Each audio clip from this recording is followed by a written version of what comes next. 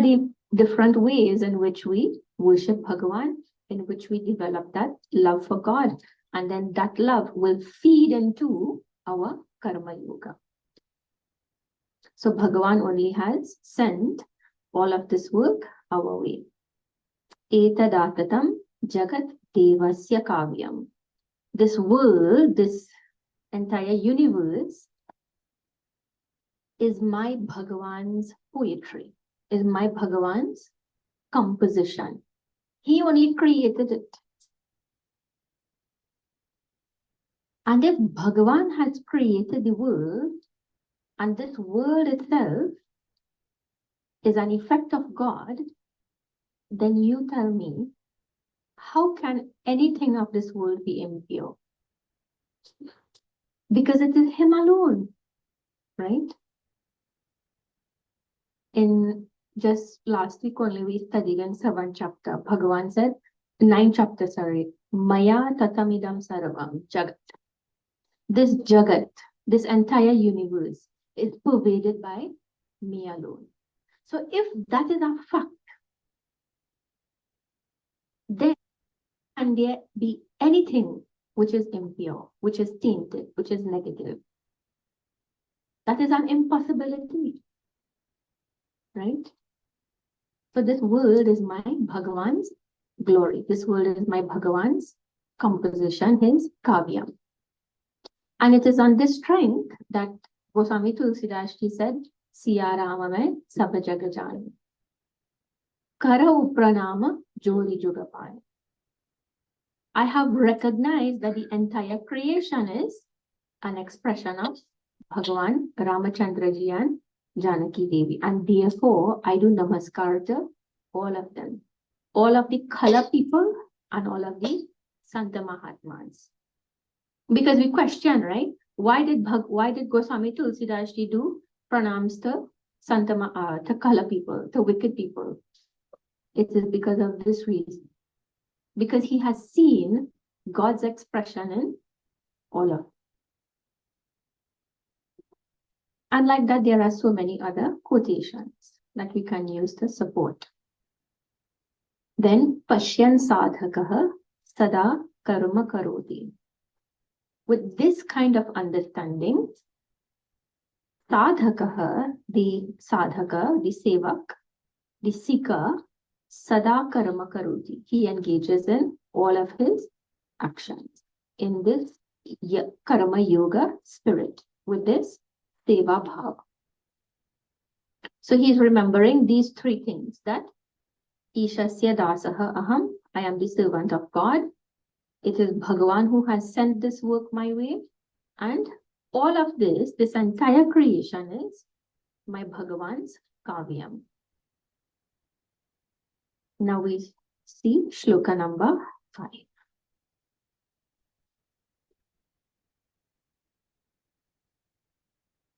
Soham kimidam cha vishwam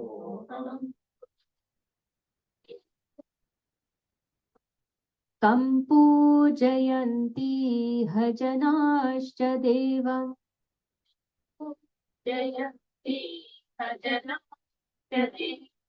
prayojanam kim mama jivanasya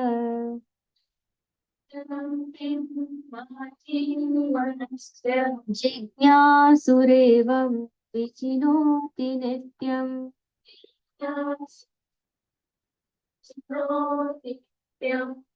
So this jiva, he has engaged in karma yoga, in bhakti yoga, and now that mind which has become purified, that mind starts to inquire. He starts to think. And these 5 questions are presented as his inquiry. These questions we can also find in Vivekachudamani, in Bhajagovindam also. So he asks, Kaha aham? Who am I? Am I Atma or am I Ahankara? If I am Atma, what is the nature of that Atma? And he is asking this question, who am I? Because he has realized that some wrong identification is there. And because wrong identification is there, our Puja Swamiji, Swami Bodhatmanandaji, he explained it in this way, right? He said, if your starting point is wrong, everything else that follows will be wrong. So he gave example of a mathematical problem. If one equation is there and your starting point to solve that equation itself is wrong, then everything that follows, including your answer, will be wrong. So what you have to do, correct from the very beginning. And our correction is in the form of correcting our identity. I am not Ahankara. I am Atma. So this question, Kaha Aham, is about the Jiva. The Jiva is inquiring, what is my real identity? Kutaha Aham. From where have I come? What is my origin? What is my source? And not just parents and grandparents and that kind of thing, the 5 elements, not that, not in that way. What is my original source? What is my ultimate source, my ultimate cause in that way? Idam cha Vishwam. This universe, I gather all of my experiences. What is this universe? What is this Jagat? So what is this universe from which I gather all of my experiences? Kam Devam Iha Janaha Pujayanti. Who is that God who is worshipped by all of the people here? In this creation is an effect, right? So if this creation is an effect, there must be a creator. Who is that creator? Who everybody is worshipping. This is a point that Swami Tejwamayanandaji brought in Isha Stuti. To prove the existence of God, he said, if there is an effect, there has to be a cause. And he gives different examples. If there is dancing, there is a dancer. If there is a building, there is a construction worker. So it means some cause is there, some creator is there. So if this world is there, which is an effect, then there has to be a creator, there has to be a God. Who is that God? So far, Kaha Aham is about Jiva. Kimidam cha Vishwam is about Jagat. And who is this God? That is about Ishvara. And the 5th question is the most important one. Mama Jivanasya Kim Prayojanam. What is the purpose of my life? So 4 Purusharthas are there. Dharma, Artha, Kama, Moksha. And generally, the majority of people fall under Dharma, Artha, Kama. And handful of people alone pursue Moksha.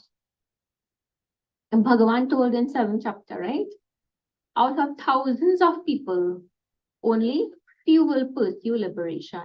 And of those few who pursue, only one fellow will get moksha. What is the actual purpose of our lives? Yasuhu Nityam Vichinoti. In this way, he has transformed, means he has grown from just a mumukshu to a jignasu. Mumukshu means he desires liberation. Jignasu means he desires knowledge for liberation. So he knows the way to liberation, the path to liberation is through knowledge, not through any other means. Other means prepare us for gaining knowledge. But knowledge is the one and only way to gain liberation. So he has grown from the Badhaha to the Mumukshu to the Jignasu. From the bound Jiva to the jiva who seeks liberation, to the jiva who seeks liberation through knowledge. This is his growth. So when in chapter 7, Bhagavan said, Bahunam Janmanamante, only after thousands of births, many births, then that person, then that jiva comes to know me. This is not 1 month, 2 months, and 3 months. This is years and lifetimes that will pass. It is not in 5 minutes, oh, we graduate from Baddha to Mumukshu to Jignasu in 1 hour. Not in that way. This process takes lifetime. And because it takes lifetimes, we should be pursuing diligently. Because if I don't pursue diligently, then it will take even more lifetimes. Already it is taking so long. So I should strive, put forth sufficient effort in this life itself and not out the process even further. In this way, he desires knowledge for the sake of liberation. Shloka.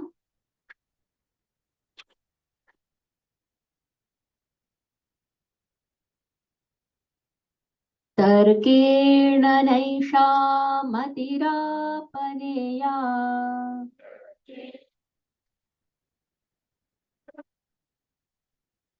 Jnatva shruter gacchati sadgurum yaha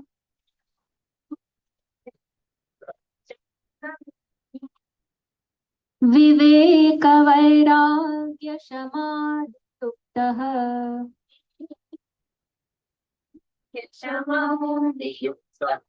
Gurum hi seveta sashishyavaryaha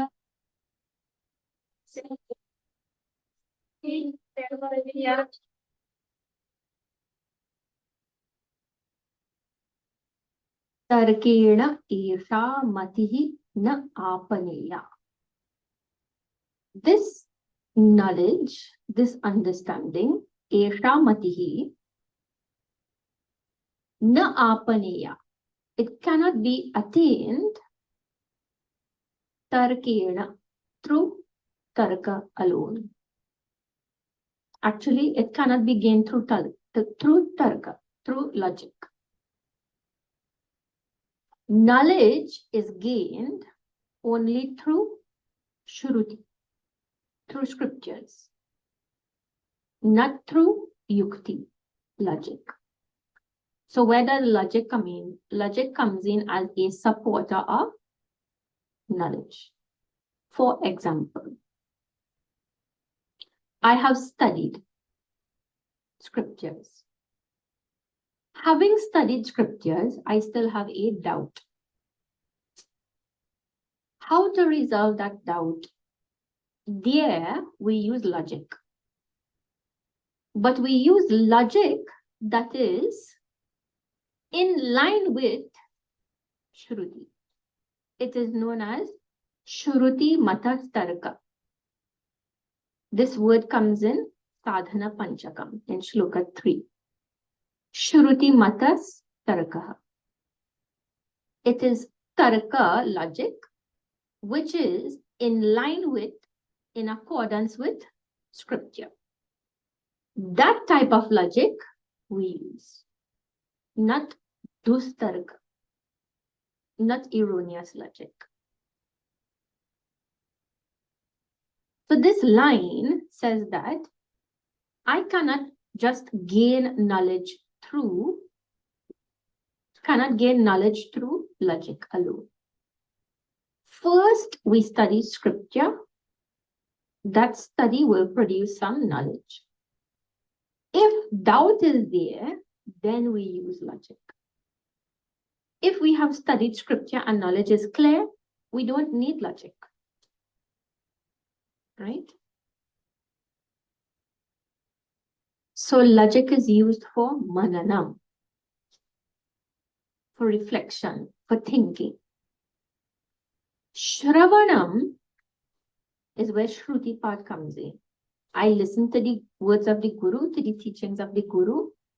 That teaching is what is going to give me knowledge.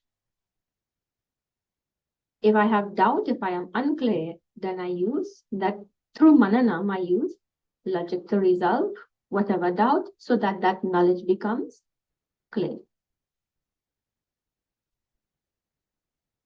So knowledge can be supported by logic if needed, if doubt is there, and that logic should be in line with scripture. Yaha shrutehe jnatva.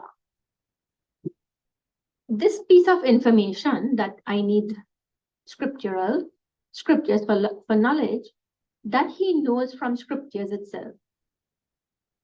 How did he know from scripture itself? Vedo nityam adhiyatam taduditam. Because he had been studying Vedas every day, at least in a general way. It is called as apatata jnana, general knowledge of scripture. He means he goes to satsang, he has been picking up things here and there. So he knows I need knowledge of scripture. What does he do after that? Because he knows I need knowledge from scripture. Where do I get that knowledge from? So, Sadgurum Gachati. If I have to study scripture, I have to approach a guru. So he does Guru Upasati. He does formal approach of the guru because he is fully aware that there is no such thing as independent study. We cannot study scripture independently. Yesterday, we covered the same topic in our class in the camp. And you will not believe half of the points that I prepared, they told. We had discussed it before I gave the answer. We discussed, do I need books or do I need guru? Can I study from books alone or do I need a guru? And they came up with the answers. The rest I gave, but they came up with the majority of it. Which means what? They also know that they need guru. So why can't we engage in independent study alone? Hear it, right? We need guru, but we also have to engage in group discussions for clarification. So it is not that we cannot study independently, but we must study under a guru first. Why should I waste time with trial and error? This is first point. They have a Guru Parampara is there. They already have tried and tested what works, what doesn't work. Why should I waste my life, my already short life, in trial and error? Just seek their guidance, their wisdom, their experience, and go. Run with it. Second, Shastra can be cryptic, right? This Gurudev only told, right? They were warning him, oh, this knowledge is not for everybody, and you will be telling all of the secrets of Shastra and whatnot and whatnot. And he said, Shastra will protect herself, right?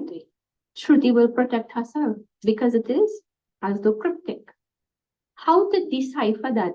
I need Guru only. You just look at Bhagavad Gita alone. The word Atma comes in so many places. Atma means Atma. Atma means mind. Atma means body. How to know which is which? Right? For that purpose, I need Guru. Then this shloka only was talking about Tarka, right? So if I start to engage in Mananam, and I somehow wrap myself up into a nice logical knot, I need somebody who is wise, who has already been there, who has already resolved that, to help me loosen that knot. Who will do that for me? It has to be the Guru. Fourth reason, if I study independently, today I will make a conclusion. And tomorrow, someone else or even my own self, I can come up with a better logic and a better conclusion that refutes the conclusion I made today. So I have contradicted myself. Then that knowledge is not reliable. And the fifth point is one from Gurudev, what he tells. When you have a doubt, can you ask a question to the book? Right? You need that physical presence of the Guru. And this is only 5 reasons, right? I'm sure many more are there. Why we need Guru. So therefore, this Jiva, he goes to the Guru. What does he do? Gurum hi sevet. He seva. Huh? What the shloka in Sadhana Panchakam says as Tat Paduka Sevyatam. Pratidinam Tat Paduka Sevyatam. Every single day you engage in seva of Guru. Why? Because Guru has to know we have the ability to take instruction. Because Guru will tell, okay, do this today.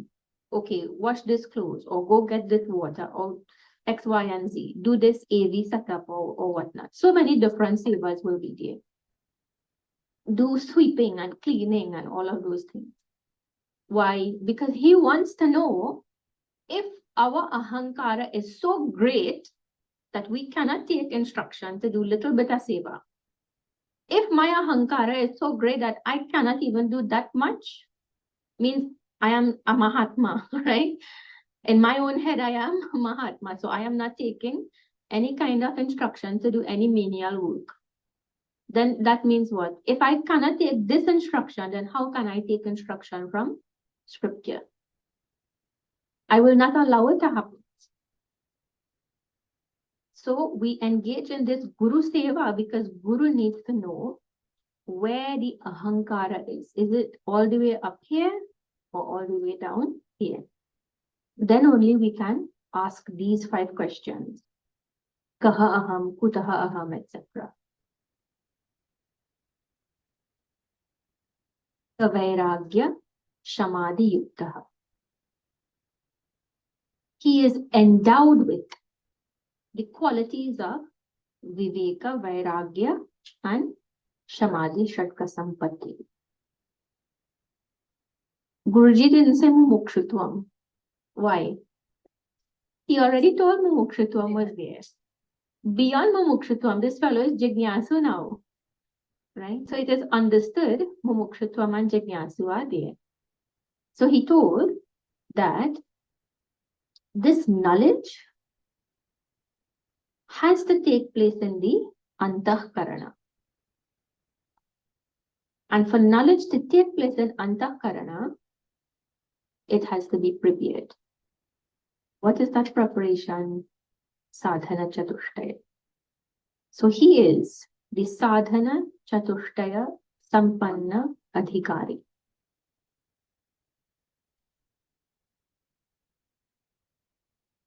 Endowed with Viveka, Vairagya, Shamadhi, Shatka Sampatti, and Mumukshutvam. Why is this preparation necessary? So that when Guru gives instruction, means scriptural instruction that I am not Hankara, I am Atma. That knowledge that occurs, that takes place in the Antahkarana will be crisp. It will be clear knowledge. It will be doubt-free knowledge. It will not be vague knowledge. It will not be misunderstood.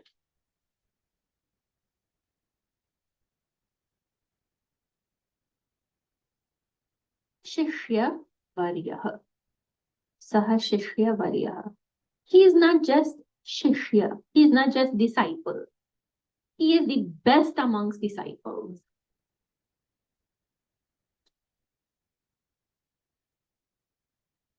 Has done Karma Yoga, which means he has done Bhakti Yoga. He has asked the right questions. He has gone to the Guru formally and done Guru Upasatti. He has done Guru Seva. He has Jignasu. He has Sadhana Chatushtaya. He is the best amongst students. Such a student will allow the teacher to hammer that ahankara, to pound the ahankara with knowledge.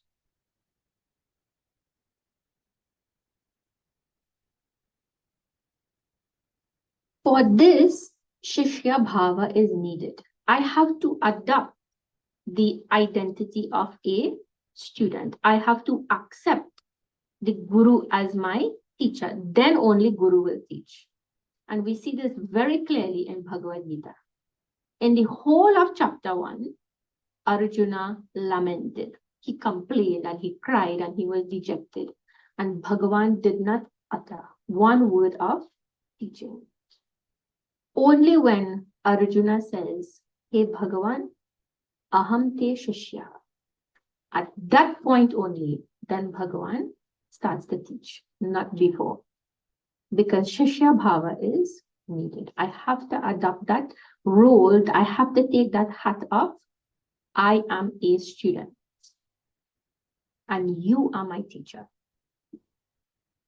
Until that point, Guru will not teach. Last week, we had chick camp, and Sohamji had made a wonderful point of being scolded by the Guru. So he was telling, we had this Bhagavatam yajna going on, and they had messed up the AV system. 1 day, 2 days, 3 days, and Guruji was like, "So by now you all don't know to fix it properly. I mean, this is the 3rd day after all, right?" And he explained that the Guru could only scold if he has that love in his heart. And he could only scold if the student allows him to scold. If the student has accepted him as a teacher, then only he will scold. But he will scold with love. If he feels close in that way, up until that point, teacher will not scold. So Shishya Bhava is needed. Now, from Shloka 7, like I was explaining yesterday, the Vishaya, the subject matter begins. So up until now, the description of Adhikari, description of student. Now, the actual subject matter, description of Atma, that begins. And so, at this point, the Guru starts speaking. Shri Guru Ruvacha Drishyam Yadetachcha Jadam Vikari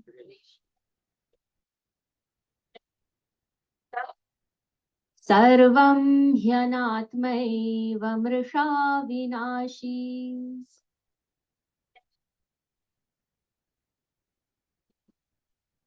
Atma tu drashtaiva chiti svabhavaha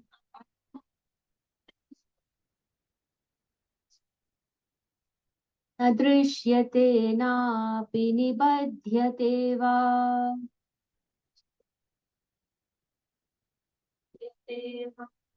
So, Shri Guru Ruvacha, Guru is speaking.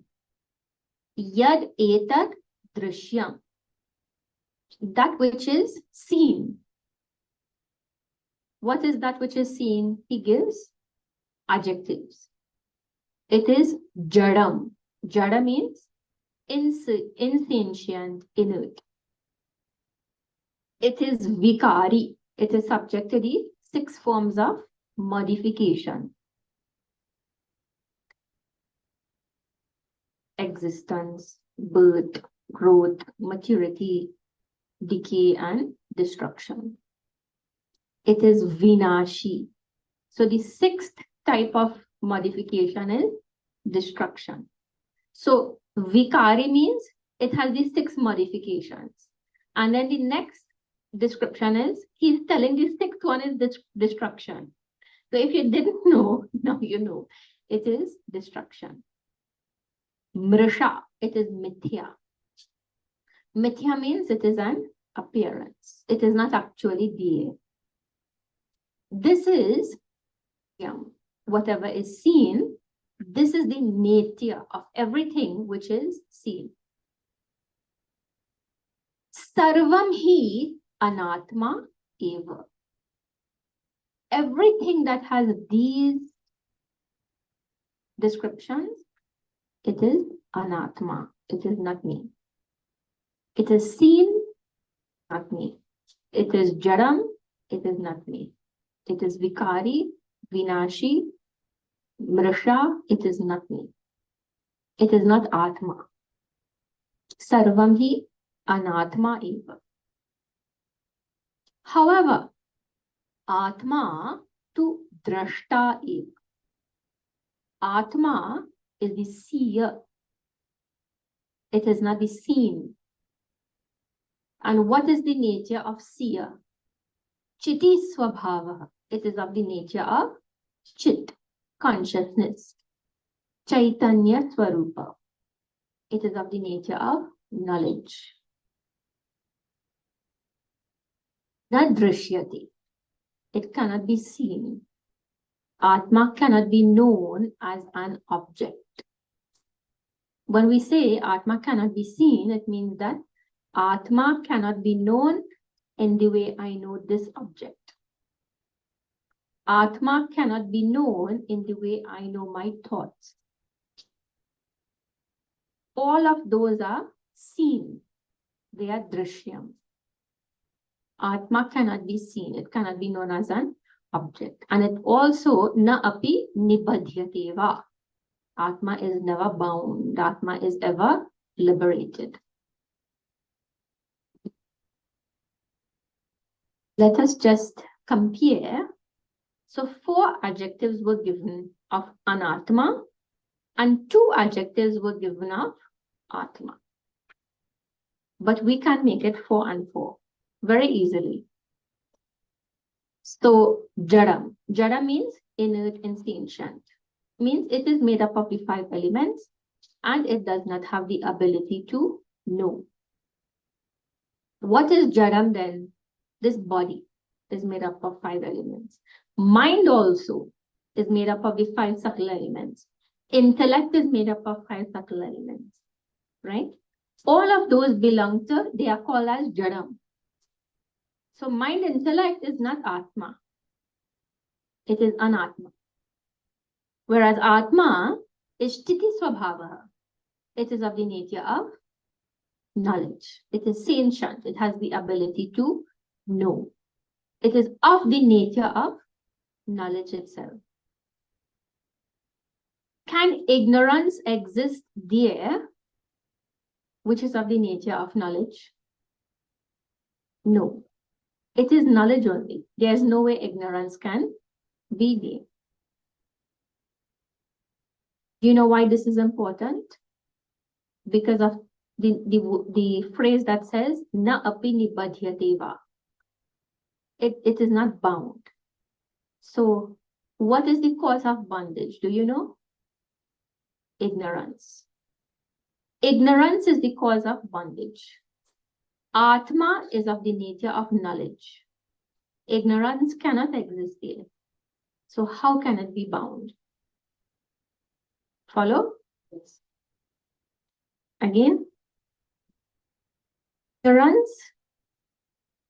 Bondage. The cause of bondage is ignorance. But Atma is of the nature of knowledge. If it is the nature of knowledge, then ignorance cannot exist there.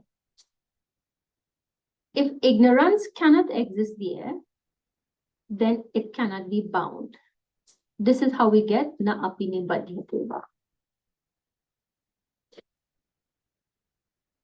So, jadam, chiti swabhavaha.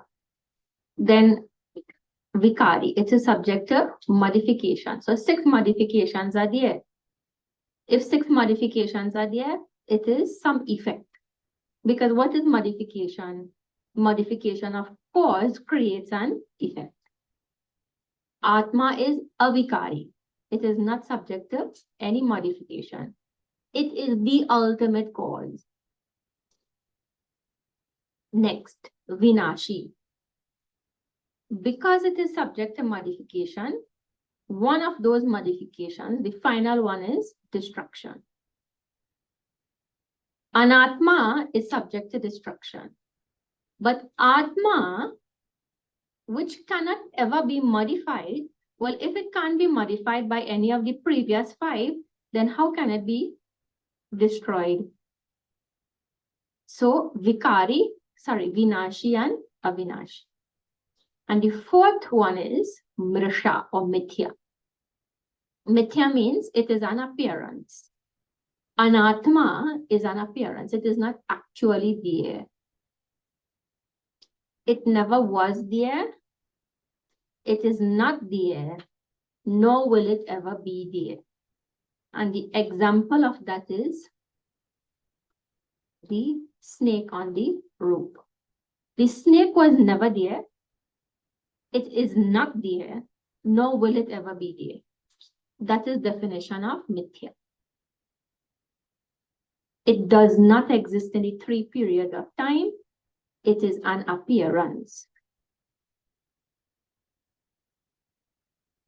Satyam, however, means Mrisha versus Satyam.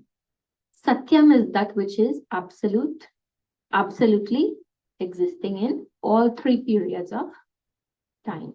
That is Atma.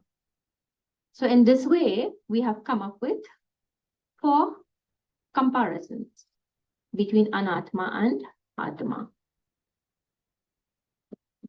So Nadrishyate, Atma is not seen as an object, is not known as an object, and it is not bound because it is of the nature of knowledge. In knowledge, ignorance cannot exist, and therefore there is no scope for bondage. Okay, we go to the again, it is describing the nature of Atma as Sakshi, as witness, and as Ashraya, as the supporter. Atma hi nityo khilaloka sakshi.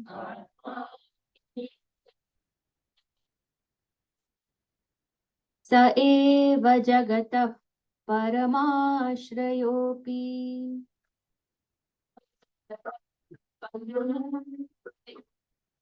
Evam vijanan sadasad viveki.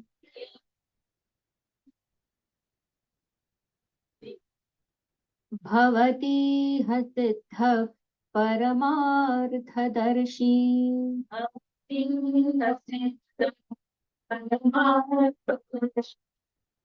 Atma eva.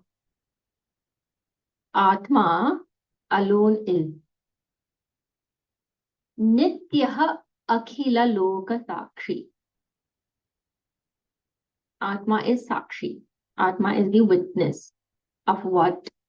Akhila loka, of the entire universe. When Nityah, all of the time, Atma is always the witness of the entire universe. And Akhila Loka means not only Bhuhu, it means all 14 worlds. So whichever Jiva is here, Atma is the witness of all intellect. The witness means Atma illumines all intellect at the same time, all of the time. This is Nitya.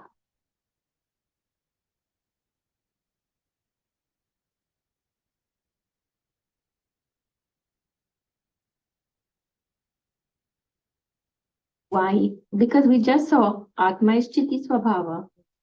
Atma is of the nature of knowledge. Because of Atma, this Antahkarana has the ability to know. Atma is absent from this equation of intellect. This intellect is what? The subtle five elements. Can the subtle five elements know anything? No, we just saw it is Jada. So it is because of the presence of Atma, this intellect has the ability to know. In the same way, all other intellects have the ability to know. Why? Because of the presence of that Atma. Akhila Loka Sakshi. And Atma only is Jagataha Paramashrayah Api. Atma is the Ashraya, the supporter, the substratum, the Paramashraya. It is the supreme substratum of the entire Jagat. In 7th chapter of Bhagavad Gita, 7th shloka, Bhagavan says, I pervade this universe like the string of the pearls, of the pearl necklace. I am the supporter of that pearl necklace. I am the supporter of this world. Like that, I pervade this world. I am the supporter of this world. I am the substratum of this world. Another example that is used, clay and clay pot. The clay pot is the effect. What is holding up that effect? It is clay. It is pervading the entire effect. Without the clay, there is no clay pot. Like that only, Atma is upholding the entire universe. As the Upadana Karanam, as the material cause of the universe, as well as the efficient cause of the universe, the Nimitta Karanam. So, material cause and intelligent cause. So, the material cause and the technical know-how. In both ways, Bhagavan pervades the universe. When you talk about clay and clay pot, right? The clay could only ever be material cause, but it could never be the efficient cause. For that, you need the pot maker. Bhagavan said, I am both. I am the clay and the pot maker.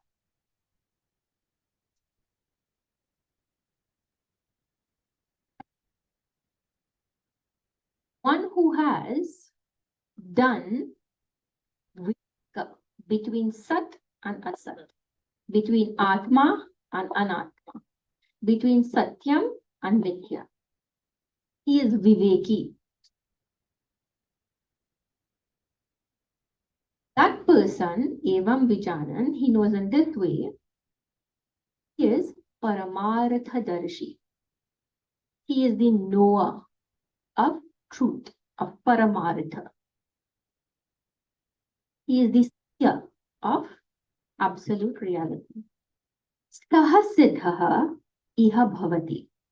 Right here itself, he is enlightened. Right here itself, he gains liberation. Right here itself, he is Jivan Mukta. He cannot wait for death.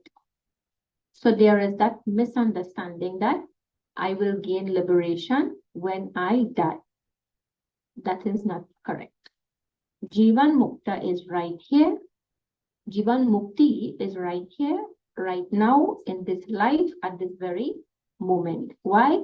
Because Atma was never bound.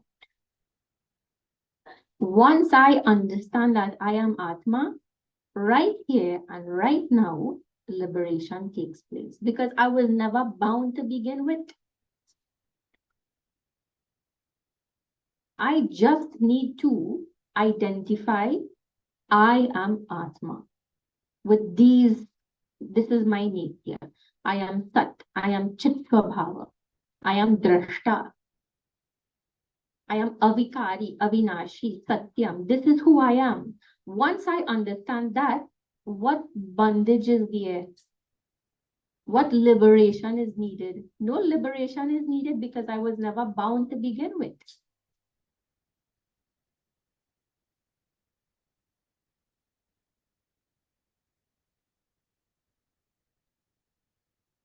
Huh?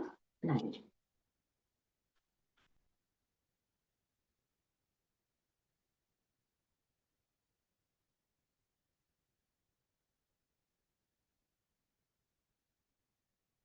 Ram Ram Ram.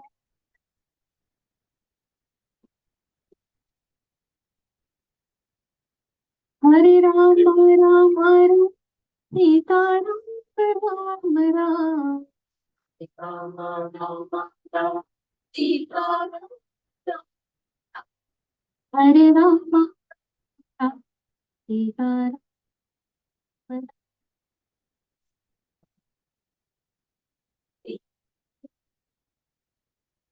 Sita Ram. Sita Ram Ram. Sita Ram.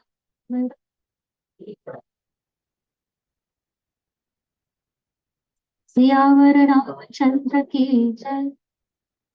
Before we do final,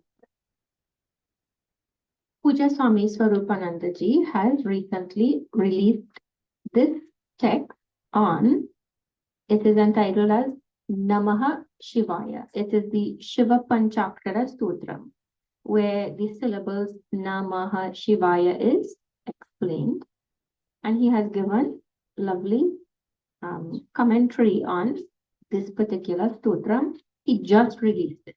And this camp gone a few weeks ago, last week, and all copies were sold out. Whatever copies they brought, it was gone before the end of the day. So that alone will tell you it is a good read. So you please, it is available in the back there on the table. You please purchase your copies.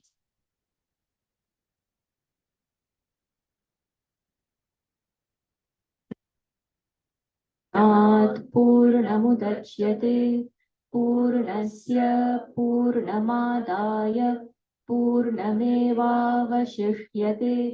ॐ शान्ति शान्ति शान्तिः. हरिः ॐ श्री गुरुभ्यो नमः. हरिः ॐ श्री सद्गुरुनाथ महाराज की जय. हरि ओम. I'll see you all tomorrow.